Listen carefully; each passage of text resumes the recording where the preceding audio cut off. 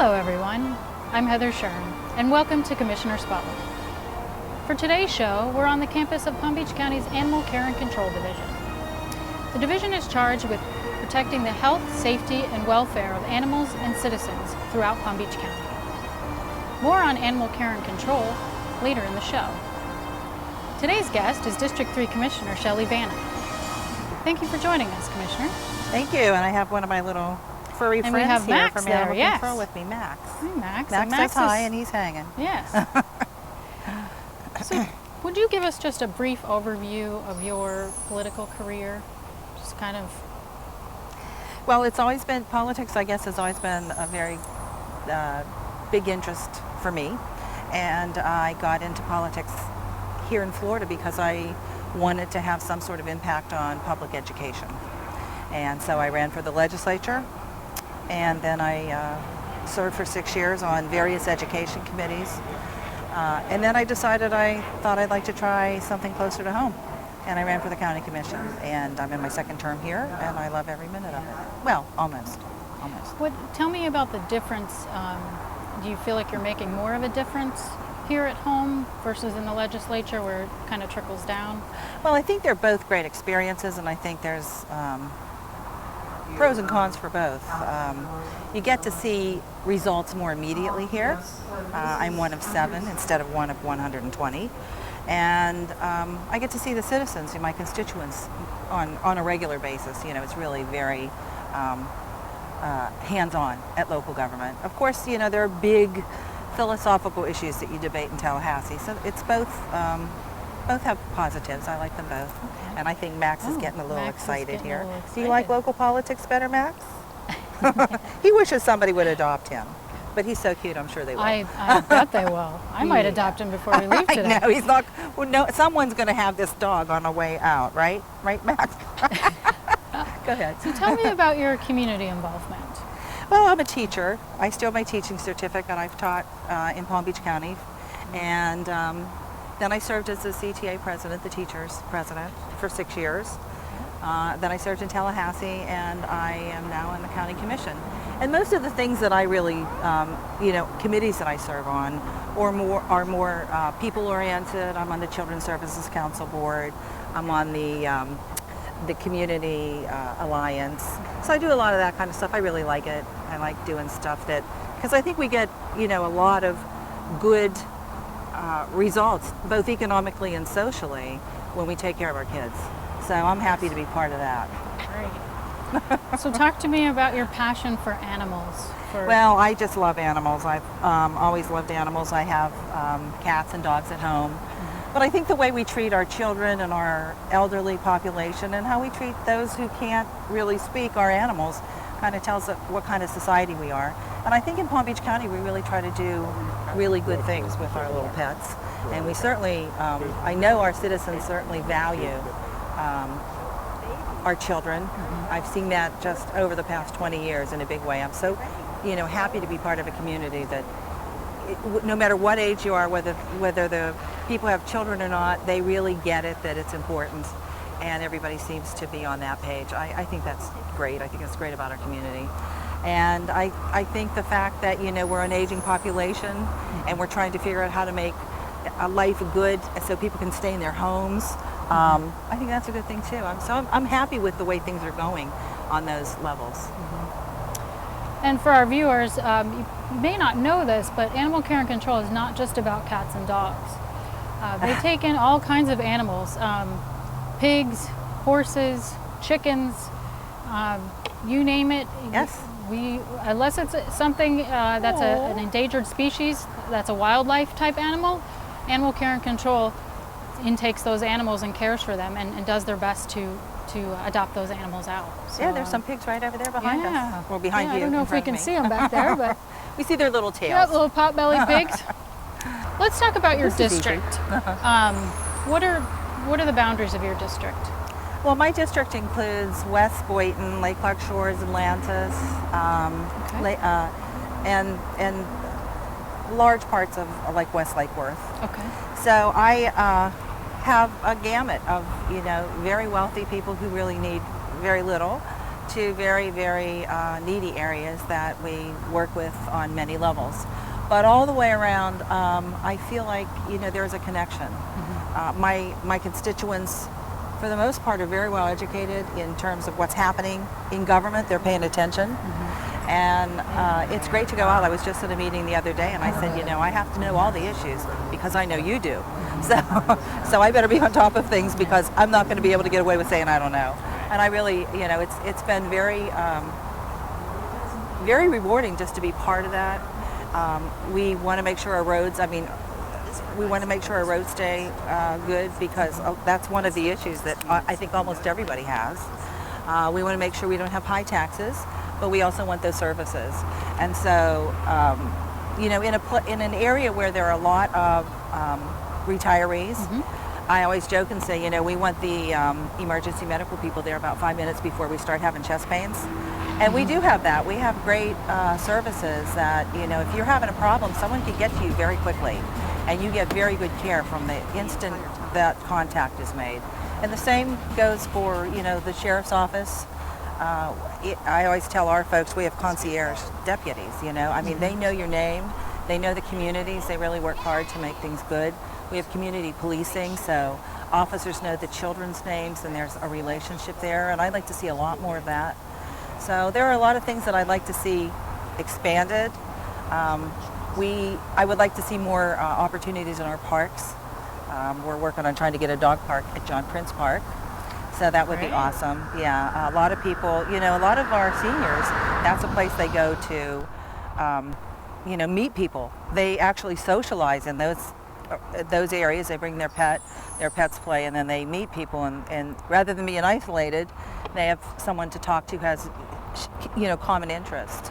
We also have great libraries. I'm a big library fan. I read all the time. If there's anything with words on it, I'm reading it. It's just, what I do.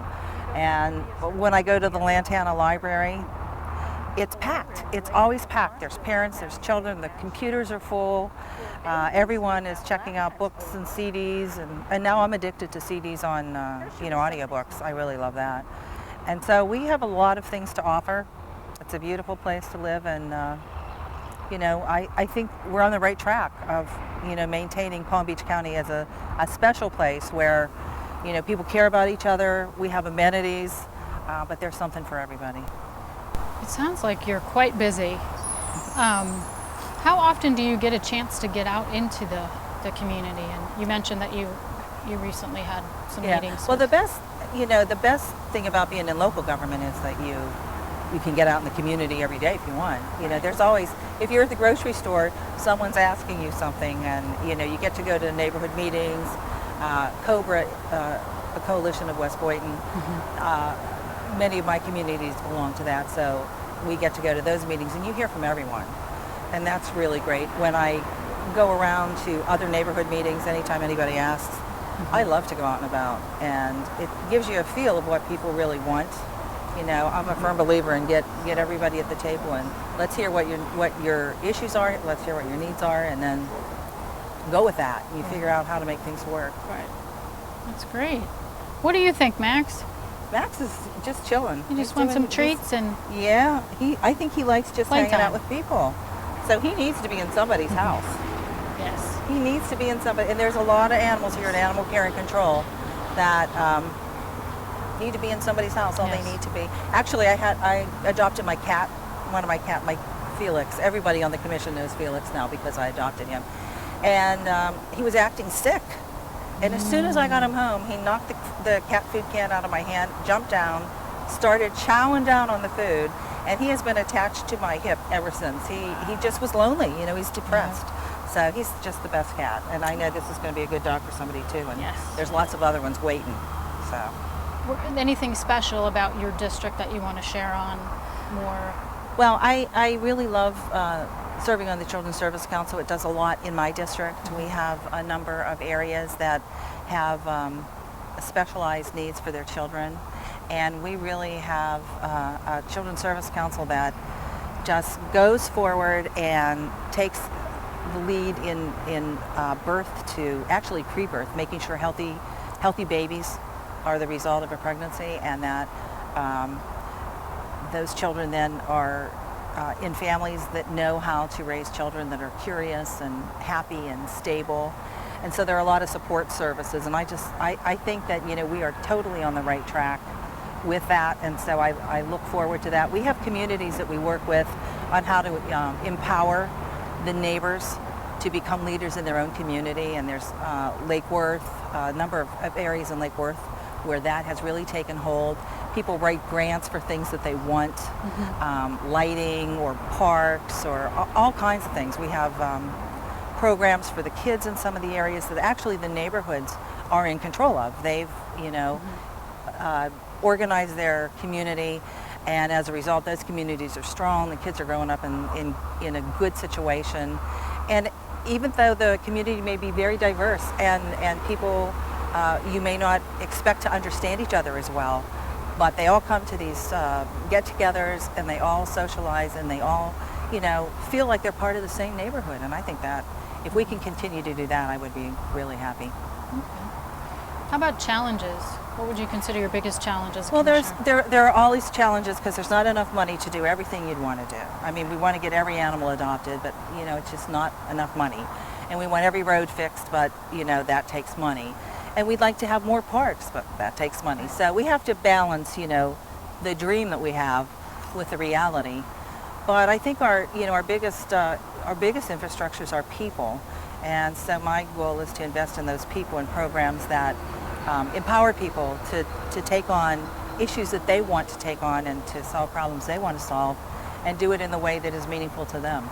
So we've had that happen in many of the communities in my area, and we have a READ program that does training to help people get there.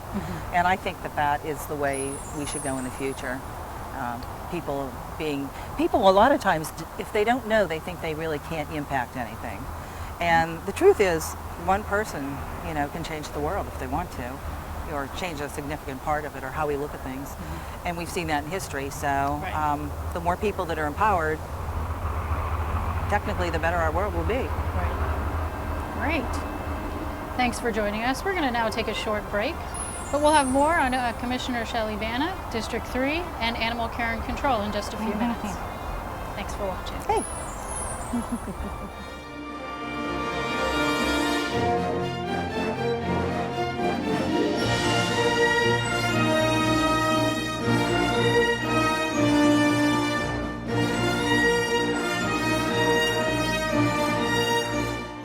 If you want to go far like a rocket at the speed of light, books make you bright like the stars that you see at night. Or like a robot prototype that can read and write. Your library card is your ticket to see the sights. Libraries have the secret ingredients that you need when you try new experiments. New experience helps kids succeed, and the secret formula goes fizz, boom, breed. The summer reading program is out of this world. Sign up at your local library and be a star. Upgrading, updating, or just cleaning up? Do you know what to do with that old TV, computer, cell phone, or stereo? Instead of putting them in the garage, recycle them for free at the Solid Waste Authority. There are 7 convenient locations to keep your home clutter-free while conserving natural resources and keeping our environment clean. To find an electronics drop-off location near you, go to swa.org/electronics or call 561-697-2700.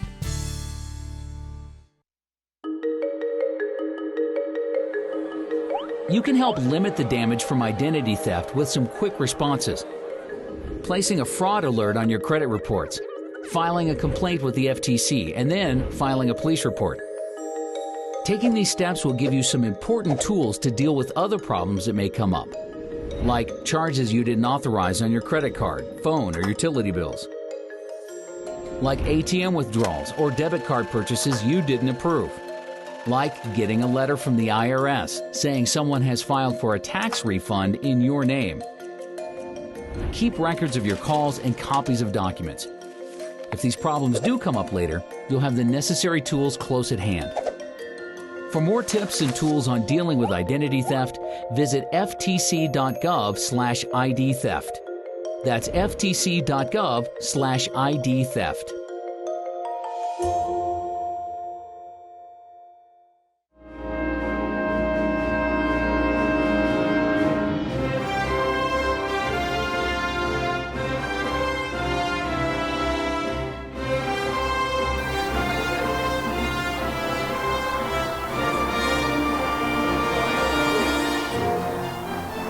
Welcome back, everyone. And we're here with Commissioner Shelley Vana, District 3, and little Max, who's hanging in there with us. Who used to be emaciated. Aw. And now he's eating and happy. Yeah. Could So you we imagine gotta not find getting him a enough home. food? What a cutie. He should have all the food he wants. So you're originally from Pennsylvania. Yes. Talk to me about growing up there and talk about some of your experiences with animals as a child growing up. Actually, I lived in the country with my grandmother for a long time, and we always had animals. And then, when we moved, we didn't have so many.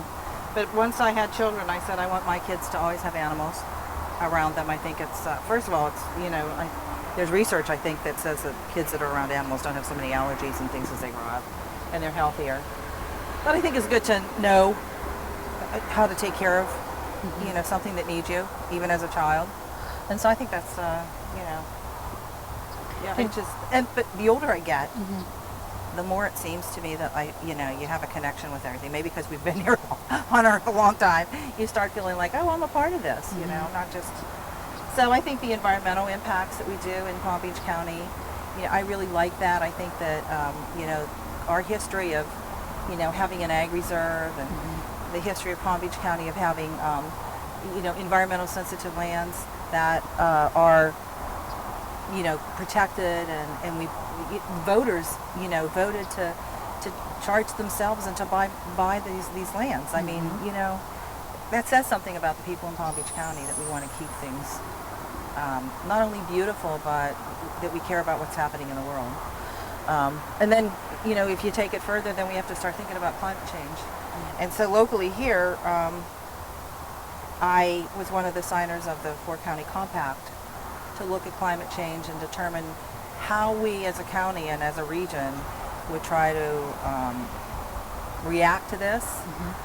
We want to make sure that we don't spend money needlessly, but we also have to plan ahead and use the best science that we have to figure out what we expect to happen in the future to the best of our ability, and to do smart things now so that future generations don't have to pay more or it becomes impossible to live here.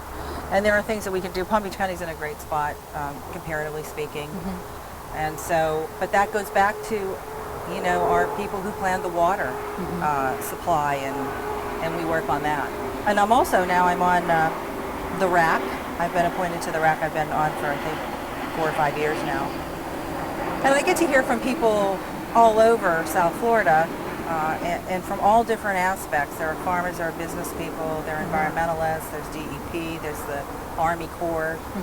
And I always say when I go to those committees, we have time for us to talk about what the county's issues are, but it's really good to hear what everyone else's issues are and what they're dealing with. Right. And we're looking at water farming and water storage and how to clean up the Everglades and how to keep our water supply. And I've learned so much there that it's very helpful when I start looking at the county as a whole, because I see this big picture of what everyone's doing. Right. That's great. Yeah. So did you actually grow up on a farm? My great-grandmother had a farm. Okay. I always say, I feel like I should say E-I-E-I-O after that. But my great-grandmother and grandfather were farmers. Okay. And then my grandmother lived out in the country. Okay. And, they raised fruits and veggies, but they didn't have a farm. Okay. And then, as the generations go further, my mom and dad just lived in the suburbs. Okay. But it was always fun to go out to the farm because my great-grandmother and grandfather lived a very long time. And so when I was even a teenager, we would go out to the farm, and they were both there. Wow. Still riding tractors and doing things. It was amazing. Okay. I hope I got their genes. Did you have a favorite pet when you were growing up? I loved every pet. My grandmother had a dog named Tippy. And that was my favorite pet. He was around a long time. And then I had my own dog called Bernie, and he was like the fave in the neighborhood, but he got sick. It was very sad. And I never thought I'd be I was more of a cat person than I was an adult. And then my son talked me into getting a big dog, which we have issues with adopting big dogs because people go, ooh, a big dog. But they're really quite easy to deal with, Yes. if you start out with them right. And so I have a dog now named Mavis who is just an angel. She's scary. She looks scary. Yeah. But she's, She's an angel, and I adopted my mother's dog when she passed away. Okay. And so I have a Boston Terrier, which I always call my Boston Terror. If you've ever had a Boston Terrier, you will know what I mean. I think But I've she's heard a- stories. Oh my gosh, it's amazing. And how about your children? Were they able to continue that legacy of animals and Oh yeah, my daughter has a cat and a dog. Okay. And she had a cat I really thought was psychotic. But she worked with the cat, got it to be okay, and even it was okay around her children. Right. And now my son has a dog, a big dog. And my son actually has a pit bull, which is an angel. And Yes. so it really is it's how you raise the animal. Do you raise the animal to be loving? Do you train it so that it knows its limits? And are you a responsible dog owner who, takes care of the dog and doesn't let it run wild? And That's such an important point you Yes. made, because I think pit bulls get such a bad rap. Many counties, I know Miami-Dade has banned them, and and it all really comes is. down to the fact that people fought with them and Right. used them for bad things. And this dog is, sleep.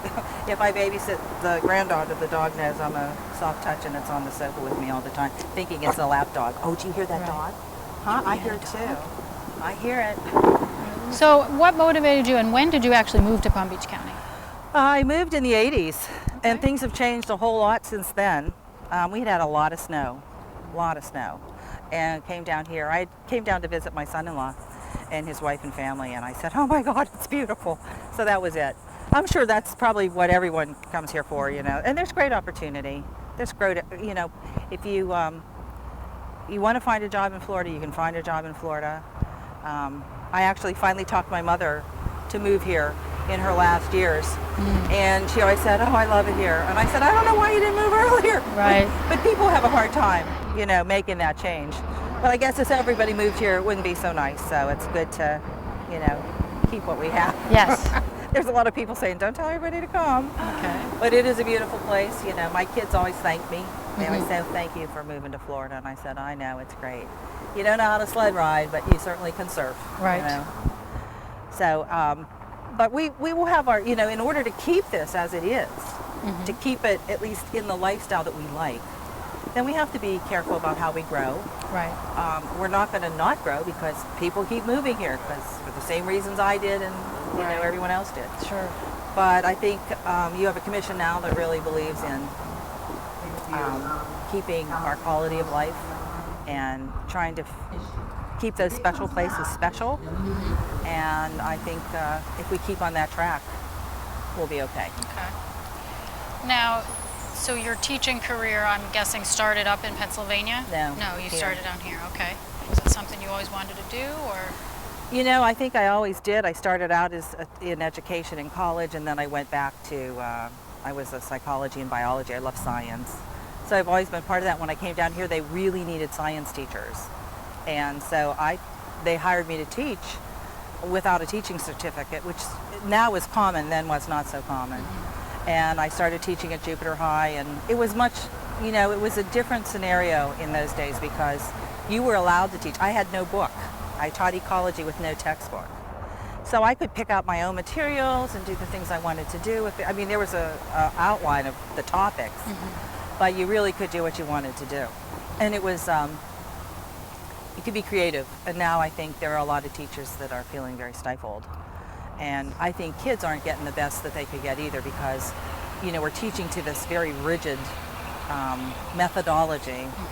And while we want all of our kids to be able to read and do math, there are artistic children, and there are kids that are mechanically inclined, and there are kids that I knew when I taught science, there were children who could really do well in labs. They weren't really great at taking tests, but they knew the stuff. And I could tell that they were knowing what was going on because they were very good at lab. So now I don't think we have those opportunities, and teachers are very frustrated. So in the future, one of the things that I might do, is try to work in those areas to get things working better. And I'm a firm believer in everybody being at the table. We did a wage theft ordinance or resolution. And people from the business community, people from Peace, which is a religious organization and social organization, wanted two very different things. And over a number of years with staff, we worked on getting a compromise solution. And just this year, piece which was really not on board with it said they supported it. So I think, when you get everybody trying to solve a problem, you get a solution that everybody can buy into. Right. Is there any particular schools or universities that you are attached to here in Palm Beach County? No, other than when I served on the education committee in Tallahassee, I knew all the universities and what their needs were and what they specialized in. We have to try to attract the best research people and the best professors to our universities. I mean, that is, if we want to make our economy in Florida grow better and be the best it can be, that's the way to do it. I was at a conference with Bill Gates was speaking. I wasn't with Bill Gates. He was speaking, I was listening. And he said, if you want to have a good economy, get a good university. And so we're really working on that. Here in Palm Beach County, Scripps and Monk's Ponk was a big investment, but it has raised, I believe, the level of science that is accessible to our children in schools and in the labs.